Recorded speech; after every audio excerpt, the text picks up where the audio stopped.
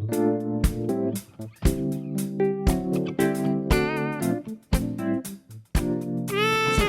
is an American commercial real estate firm that offers services and investment opportunities for clients. It is the world's largest commercial real estate firm. It operates in 40 countries. Yeah, that's a lot of countries. It's been included in the Fortune 500 consistently since 2008. That's a long time. Now, CBRE has a broad array of clients, including some of the biggest companies in the world. In fact, it provides services to 90 of the 100 companies in the Fortune 100. 90%, that's pretty good. Now, much of its success is derived from its vertical integration. CBRE offers services from start to finish in real estate acquisition, operation, and sale, providing for tremendous value in combination. Its private lending company provides funding to investors. Its brokerage arm facilitates buying opportunities for investors. Its appraisal companies provide valuation services for real property. Its property management sector provides tenant and owner services. And when the investment has finally run its course, its brokerage arm can again facilitate sale of the building. Talk about double dipping. Now, CBRE also benefits from being horizontally integrated. Since its inception in 1906, CBRE has made 38 acquisitions, costing them $2.71 billion.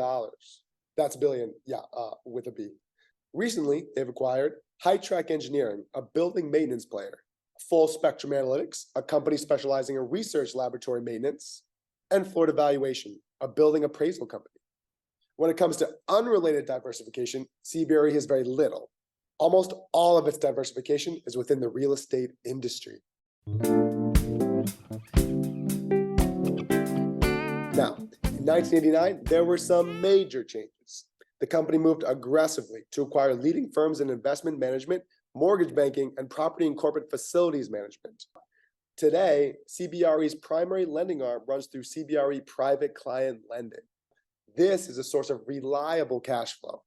Now, the question is, why would CBRE seek market entry into such an industry? Ultimately, they've got experience and resources, and they can finance real estate assets selectively and strategically. CBRE leverages its lending network and best-in-class underwriting and closing capabilities to provide financing to smaller firms who suffer from limited options for financing.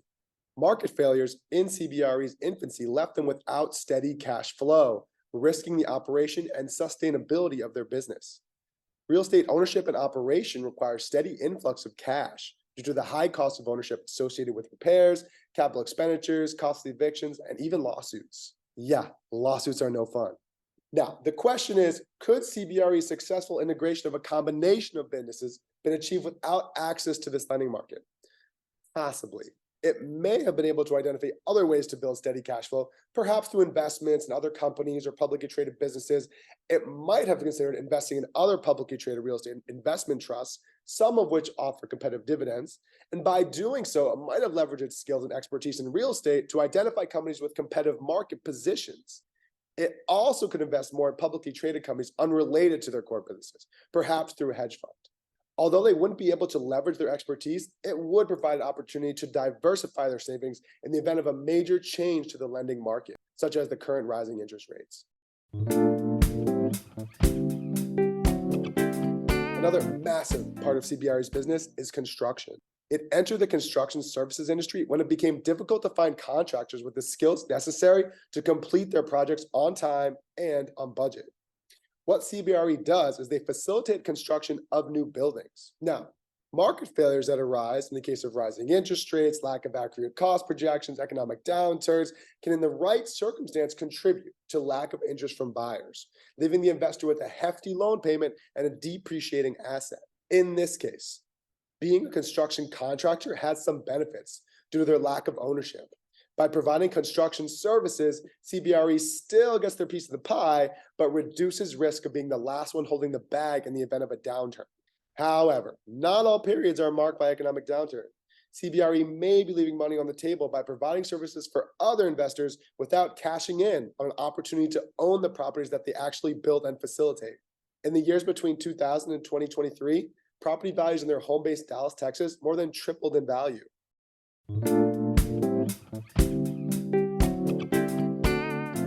Another venture for CBRE has been into the market for flexible workplace. In 2015, CBRE entered the market for flexible workplace when it acquired the Global Workplace Solutions business unit of Johnson Controls, a leading global provider of integrated facilities management services, merging with CBRE's existing occupier outsourcing business to create CBRE's Global Workplace Solutions business.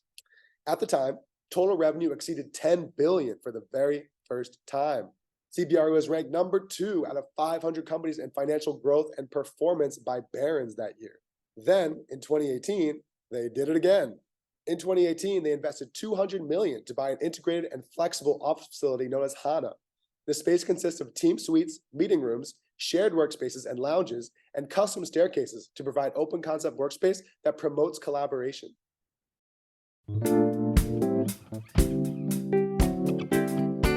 By the 1940s, CBRE had already entered the market for real estate services, but decided to expand operations by offering brokerage services to buyers and sellers looking to buy or sell an asset.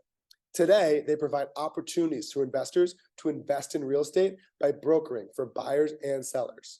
Their brokerage firm is very profitable, working for some of the largest US companies and facilitates real estate transactions for both buyers and sellers. Now, of course, they earn fees based on commission. Buyers and sellers commonly secure 5 to 6% of the total purchase price, and CBRE supports buyers for multi-billion-dollar buildings. Commissions can get high.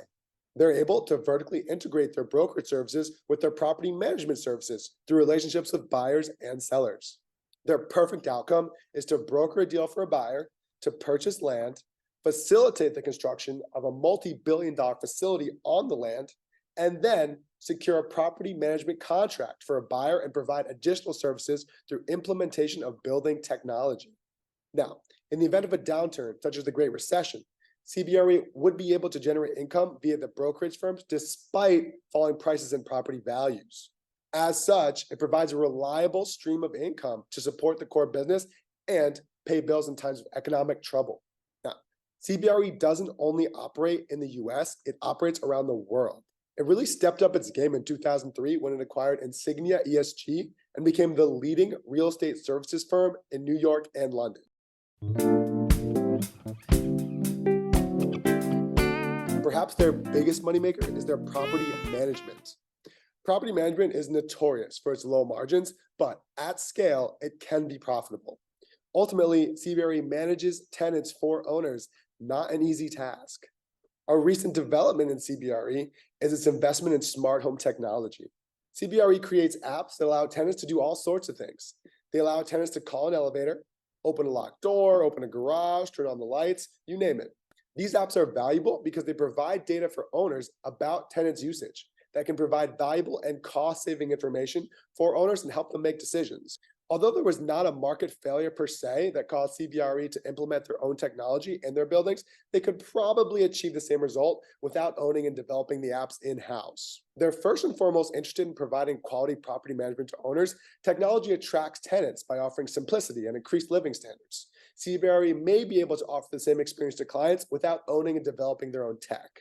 Outsourcing their own building technology could be a way to increase efficiency and strengthen their brand.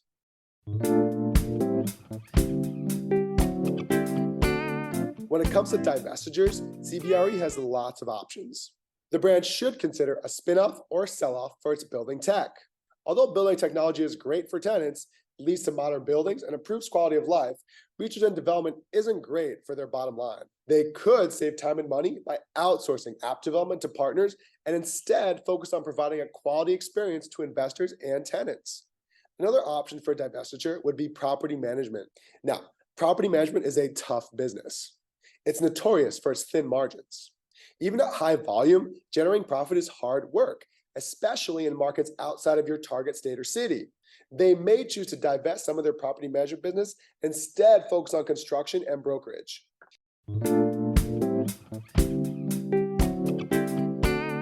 Given the state of the current market, these are the recommendations that we have. We would recommend horizontally integrating their building ownership sectors. They could do this by acquiring real estate private equity firms with significant stakes in ownership of real assets, benefiting from knowledge and expertise in the real estate sphere. We would recommend identifying medium-sized firms such as Accentrus, Clarion, Azora, Warburg, or Divco West. They might also consider buying and acquiring their own buildings. Cities like Nashville, Austin, and Tampa are cities that are not overly priced, are poised for economic growth, and provide sustainable and healthy local economies. They can diversify their financial position by investing in buildings throughout the United States. These acquisitions will also provide tax incentives. Through things like a 1031 exchange or a cash out refinance, they can minimize their tax burden. We would also recommend a slight shift out of the property management industry. Property management companies that are operated outside the US might not have an advantage. We would recommend testing the market at 3 times earnings, and if we're unable to find a buyer, reduce the price to 2.9. We also see opportunities for divestiture in the technology. Due to high R&D costs associated with app development and tech, building tech is a drain on CBRE's balance sheet, which reduces its attractiveness for investors. Due to the booming tech industry, deep pockets of competitors like Amazon and Google, we would recommend selling off apps to such competitors who have interest in smart home technology. Due to the circumstances, we would recommend selling these assets at a premium to such a company who are incentivized to eliminate competitors and build their own smart home ecosystems. For such an attractive technology for businesses who are looking to add to their electronic and cloud-based ecosystems, we would recommend a sale price of at least 36 times monthly profits. If, however, they're not able to be sold at a premium, we would recommend that CBRE spin off its app development and building tech sectors. A spin-off would allow CBRE to minimize losses on its balance sheet and attract investors on the open market. And lastly, we would recommend insurance. We feel that they would benefit from horizontal integration into the insurance space via the acquisition of an insurance company. An acquisition of an insurance company would provide reliable and stable income to support its balance sheet and attract new investors on the publicly traded open market. Since insurance companies work closely with closing and title companies, CBRE would offer a unique service to clients who seek a one-stop shop for real estate acquisition. According to recent data, uninsurable places are growing across all 50 states, but especially in California with the risk of wildfires, and Louisiana and Florida with the risk of hurricanes. In fact, 17% of Louisiana residents had their insurance canceled last year, posing a potential market entry point for this company. Any low margins associated with insurance could be made up for by CBRE's integrated system and a potentially valuable service for investor clients. In fact, there may be a unique market entry point. Recently, Allstate and State Farm are no longer offering new policies in California. With such a lack of competitors, they may benefit.